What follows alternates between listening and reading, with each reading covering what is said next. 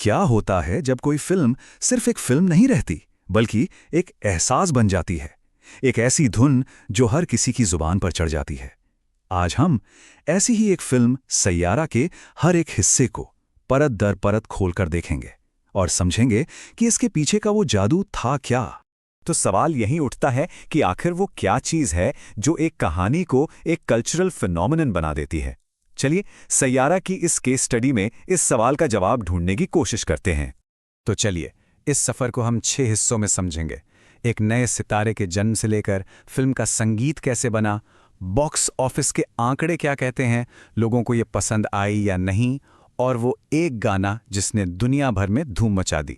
हर बेहतरीन फिल्म की शुरुआत होती है उसके सबसे जरूरी हिस्से से, उसकी कहानी और उसके किरदारों से। तो शुरू करते हैं वहीं से। तो सैयारा की कहानी है कृष्ण और वाणी की। 2 म्यूजिशियन हैं जो साथ में संगीत बनाते बनाते एक दूसरे से प्यार कर बैठते हैं। कहानी सुनने में तो बड़ी सिंपल लगती है ना? पर इसका असली जादू था किरदारों में।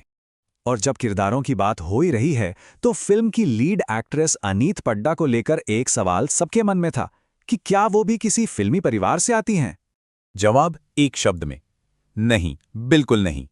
असल में उनकी कहानी तो खुद किसी फिल्म से कम नहीं है। अमृतसर के एक मिडिल क्लास परिवार से आने वाली लड़की जिसका पहला काम किसी ने नोटिस तक नहीं किया, पर उनके को स्टार आहान पांडे को उन पर भरोसा था और उन्होंने ही डायरेक्टर मोहित सूरी को एक और मीटिंग के लिए राजी किया। बस उसी एक मौके ने सब कुछ बदल कर रख दिया। ये किसी बाहरी के जुनून की जीत थी। चलिए अब जरा पर्दे के पीछे चलते हैं और ये देखते हैं कि डायरेक्टर का विजन क्या था और इस फिल्म को हिट बनाने की जो मशीनरी थी, यानी कि मार्केटिंग, उसने कैसे काम किया। डायरेक्टर मोहित सूरी अपने किरदारों में एक सच्चाई, एक असलियत ढूंढ रहे थे। उन्हें एक ऐसा चेहरा चाहिए था जो बनावटी न लगे, और अनीत पड्डा उनके विजन में एकदम फिट बैठती थी।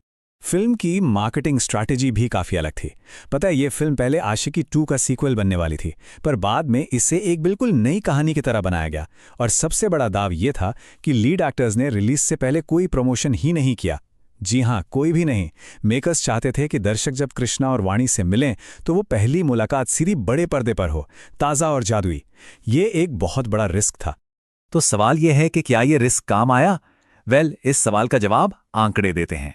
फिल्म को बनाने का कुल खर्चा था सिर्फ 45 करोड़ रुपए। आजकल की बड़ी बड़ी फिल्मों के सामने ये बजट कुछ भी नहीं है। और इस मामूली से बजट पर फिल्म ने दुनिया भर में कितनी कमाई की? पूरे 579 करोड़ रुपए। यह आंकड़ा हर किसी की उम्मीद से कहीं ज्यादा था। ये चार्ट देखिए, कहानी एकदम साफ हो जाती है। ये जो छोटा सा नीला बार है, ये है फिल्म का बजट, और उसके सामने ये जो इतना ऊंचा ऑरेंज बार है, ये है इसकी कमाई।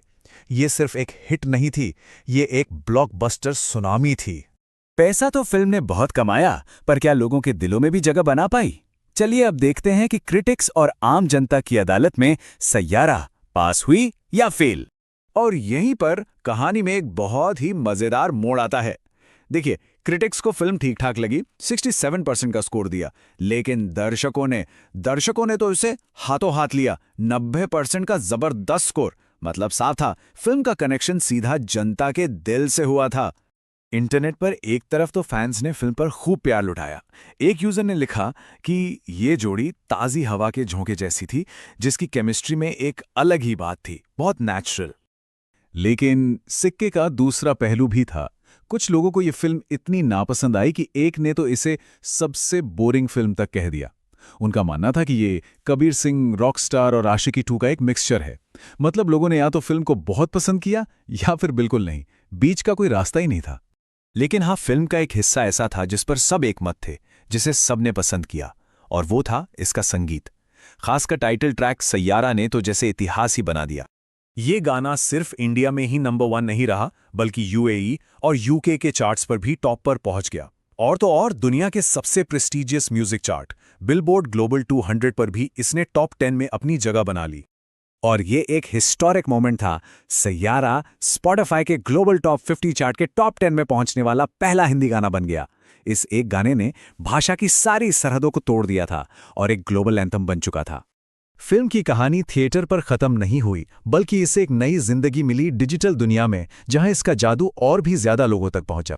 देखिए, जुलाई में थिएटर रिलीज के कुछ ही महीनों बाद फिल्म नेटफ्लिक्स पर आ गई और साल खत्म होते होते IMDb ने इसे 2025 की सबसे पॉपुलर इंडियन फिल्म का खिताब दे दिया।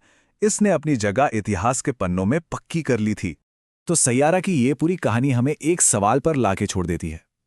इस दुनिया में जहां हर दिन ट्रेंड्स बदल रहे हैं, आखिर प्यार और संगीत की एक सिंपल सी कहानी में ऐसी कौन सी ताकत होती है कि वो हमेशा के लिए लोगों के दिलों में बस जाती है?